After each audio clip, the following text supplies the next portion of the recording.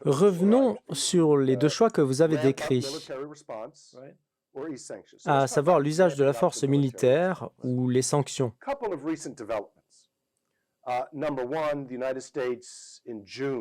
Tout d'abord, les États-Unis ont annoncé en juin le déploiement de forces à la base de l'émir Soltan, comprenant des avions de chasse, des systèmes de défense antimissiles patriotes et des soldats.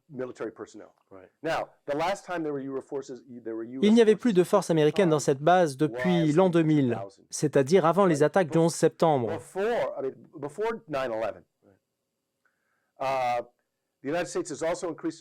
Les États-Unis disposent aussi d'unités au Bahreïn et au Qatar en prévision d'une éventuelle utilisation de la force.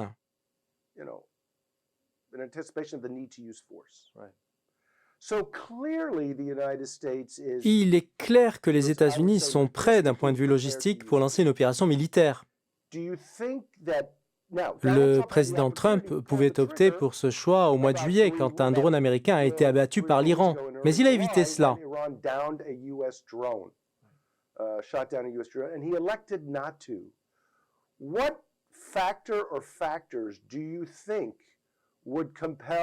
Quels sont les facteurs qui pourraient pousser le président américain à revenir sur cette décision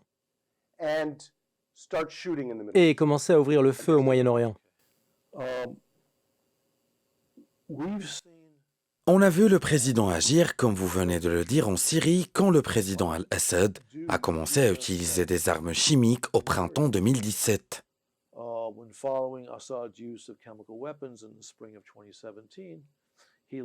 Trump a alors utilisé la force militaire.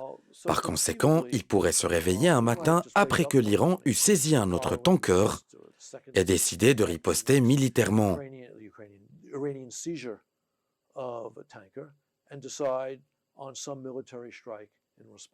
Ça démontrerait la détermination des États-Unis.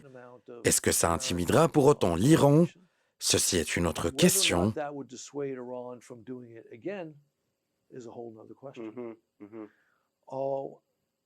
Même cette action peut ne pas être judicieuse, mais ce qui est sûr, c'est que les renforts militaires américains dans la région n'ont pas dissuadé l'Iran jusqu'à présent.